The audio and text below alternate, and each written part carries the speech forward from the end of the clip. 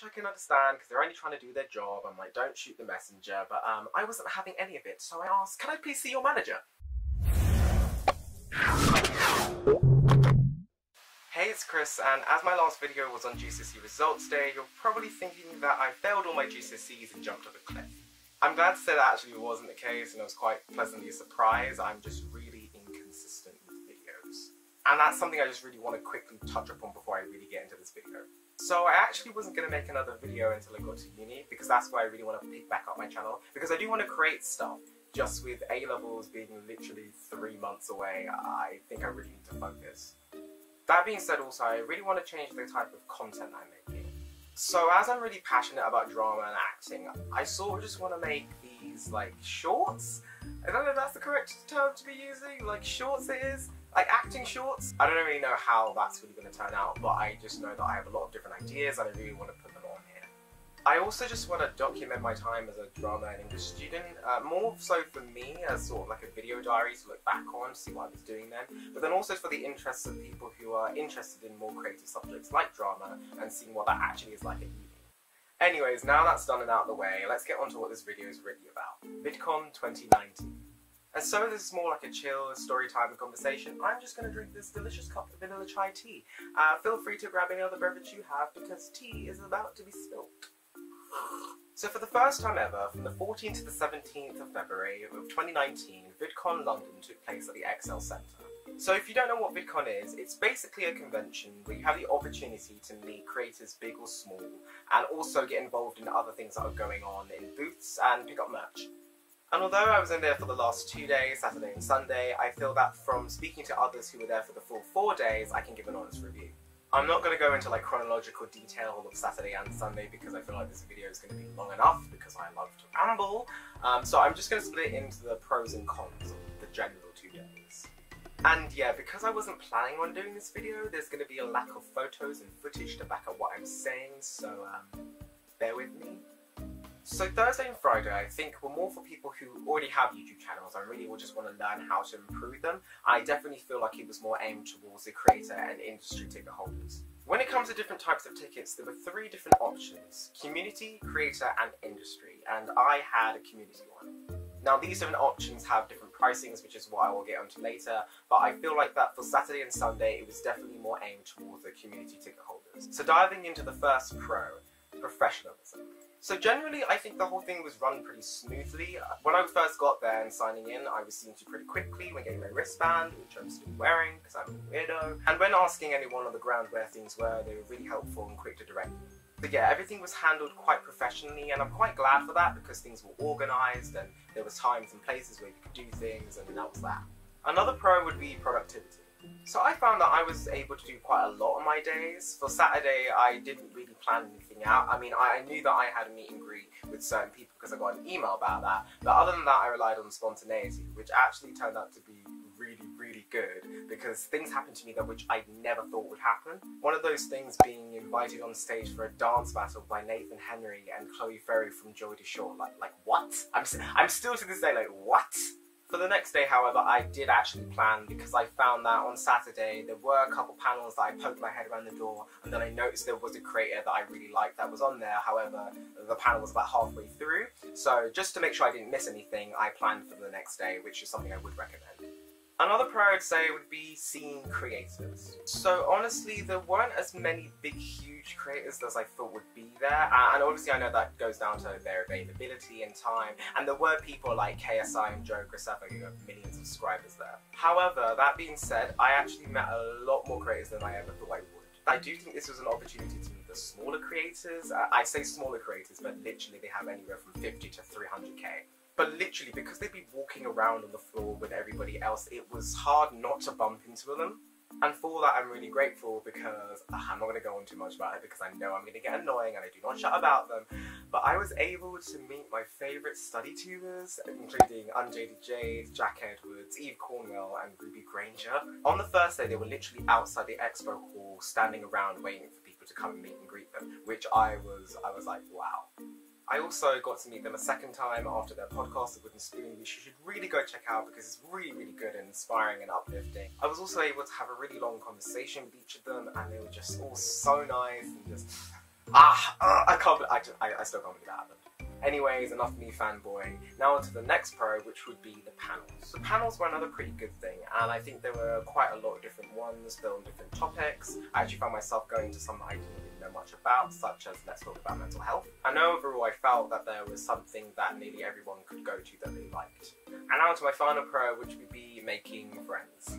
Now, I don't know if this comes down to the individual, but I did find it pretty easy to make friends, specifically on the first night at the Vidcon prom. I made friends pretty quickly just jamming out to random music and making a fool of myself and stuff like that. And also on the second night at the London I Am Awesome, because you're literally sitting next to loads and loads of different people, and there's bound to be a creator that you both really like. So yeah, that wasn't all the pros, but that's just some of the ones that I could think of that I particularly noticed and really liked. And now onto the cons. So one of the bigger cons that I got initially from other people was size. They said when they initially came in, they thought that it would be a lot bigger, and it was actually quite a lot smaller than they expected. I mean, I personally didn't feel that. I think that the XL Centre was a really, really big venue. I just think that it might have been a question of just using the space more to their advantage. I think that they had a massive community main stage, an ideal place for the booths, and also where the panels were, they were really cool different little rooms. And although they might have been a bit smaller, I think that I actually felt a bit more intimate with the creators and the people that were on the panels because I was closer. Things were going on, like merch was being sold, there was a glitter shower to take really cool Insta pictures with, there was an MTV booth, and there were actually even games at the back to be played, like old retro ones like Nintendo 64 and like PS2 and stuff like that. But I do feel like there should have just been a bit more to engage the people and keep them entertained for the full 4 days. My next con is something that I sort of mentioned before, which would be the amount of YouTubers there. Now I understand this comes down to the availability of the YouTuber, as it's probably more practical for them to go to the one in the States that happens in July rather than them to come to the one here that's happening in the middle of February. That being said, I did feel like there should have been a bit more creators. I do know a couple of people who were put off from going because they didn't see enough YouTubers in the lineup that they actually wanted to see. But equally, myself and others still had a really good time with the creators that were there.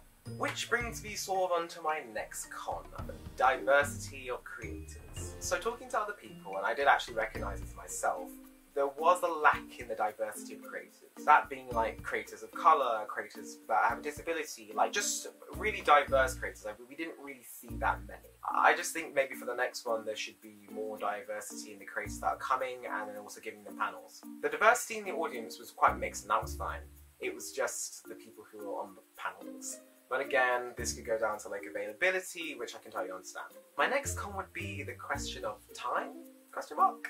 So from general feedback of the people who went, there was an issue with time. I'm guessing it is time because I know there were people who had meet and greets with creators and they weren't allowed to have anything signed or take selfies with them, and they said that the whole experience of the meet and greet was actually quite rushed. I do think this might actually depend on the popularity of the creator, because I personally didn't experience this. Every person that I had a meet and greet with, I was allowed to take selfies and I was allowed to get things signed. The only person who I couldn't get things signed for was Elle Mills, and that's completely fine because she was sick, so I was just glad to be face to face with her. But that being said, when I asked her to record a video message for my friend because he didn't win the lottery to do a meet and greet with her, she was more than happy to do it. I only had one major issue, which I think was to do with time, and it almost involved me not meeting Elle Mills. Okay, so quick story time. So I just finished the live podcast of The Wooden Spoon with the study tubers like I mentioned earlier. And because my meet and greet with Elle wasn't till 2, I waited around a bit to talk to them a bit more. So as I wanted to talk more with study tubers, I didn't leave them to around 2:30, and yes, I do remember the exact time because this was when my heart got crushed. So I went downstairs to the expo hall and I went to go scan my wristband to get to my meet and greet, where a security guard stopped me and said we're closed off. To which I replied, but I have a meet and greet with Elle Mills right now, and then he just shrugged his shoulders. So me not taking no for an answer, went to the exit where you would go where you finish your meet and greet, where I was met by 3 different girls who were having the same problem. They had a different meet and greet with a different creator, but again, it was 2:30 and the security guard said the same thing, we're not letting anyone in. So then I showed him on the official Vidcon website on my phone that the meet and greet was from 2 to 4.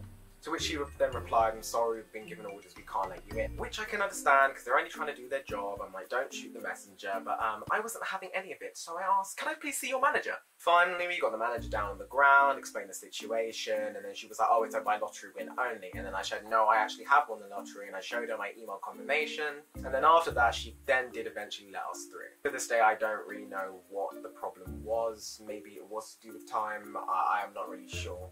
The thing is, if they said on the official website, the meet and greet is from 2 to 4, but you have to be there at 3 because that's when the deadline is, then I would understand and be like, oh, I didn't make it. But the thing is, I had made it, and it was literally only 30 minutes after the start time, so I didn't really see the problem. But other than that, that was my only major issue. Now on to my next con, which I sort of mentioned beforehand, which is winning the lottery. I don't really know how to feel about this one, because from what I can see, this is how it's always been done with winning the lottery for the meet and greet. See, I just think that there should be an option for you to pay for the specific creators that you want to see, so then that you're guaranteed to see them. I think that you should still do the lottery thing, so then, you know, it's a bit more of a fair chance, but I think that that should be an option. I'm saying this because, yeah, again, like I said beforehand, my friend didn't win the lottery to see El Mills, and that was a person that he really wanted to see, but he couldn't. I was fortunate enough that in the lottery I got to see 4 creators that I actually really do admire, that being Joe Graceffa, Daniel Preda, Hank Green, and El Mills. I mean, there is technically an opportunity for you to meet them and get things signed after they finish their panel, but again, this goes down to the popularity of the creator, because I know some creators were rushed by security and others weren't. But then you've got to take into consideration these creators are people, and they get tired, and they might not want to sign things all the time, but they don't want to seem rude. I mean, I don't know, you did pay to be there to see them, and if you don't get to see them, that is a bit disheartening. But I think we should also take into consideration their lives, and that they might be tired, and that, you know, they might have really, really early starts, and maybe not want to do everything. Now on to my next con, which would be costs. So I do realise that Vidcon need to make a profit of what they're doing, because to hold the event is probably really, really expensive. But I do know that prices were another thing that put people off going, because they just found it way too expensive. So for the cheapest tickets, which was community tickets, it was £70 for the 2 games, and £35 for a single day if you wanted to buy that. And if you're a teen like me who is constantly very broke, this can be quite expensive. Not to mention the other tickets like Creator, which were £145, and Industry, which was £700. With prices like that, it's no surprise that for some people it's just completely out of the question. So yeah, this is the part of the video where the sun decided to go down and everything got a lot more darker, meaning everything looks a lot worse, so just bear with me. I do know people that said if it was more like Summer in the City, where tickets were going anywhere from £25 to £30, they probably would have gone, because that was more of an ideal price. But again, I understand they've got to make a profit, these things happen. Other than that, I don't really have any other cons. The only other improvement I would say is to probably have printed out maps with the full agenda on them, because there were monitors that had the full agenda of the day and things like that, but I think if you had a printed out map with the full agenda and where rooms were, it would have been just that bit more helpful. Overall, I had a really, really good time at Vidcon. I met people which I never thought I would meet, I made friends, and I thought it was totally worth it. But you know, every experience is different, and this was my first convention. I haven't been to Sitsi, but I think if I did, maybe I would have been comparing the two a bit more. To the people that have major criticisms of Vidcon London, I'd probably say you need to keep in mind that this was the first one. I'm guessing that the first one in the States wasn't absolutely amazing, but was still really fun to go. But for it to even have the reputation that it has now, they had to learn to see what did work, what doesn't work, to make it the best it can be. You've got to think at the end of the day, they are just trying to make people happy and do the best that they can. If you're new here, my name's Chris, and I make really, really inconsistent videos, but like I said beforehand, I really hope to pick this up when I go to university. Until then, you're just gonna have to bear with me. Please like, comment, and subscribe, and till next time, see ya.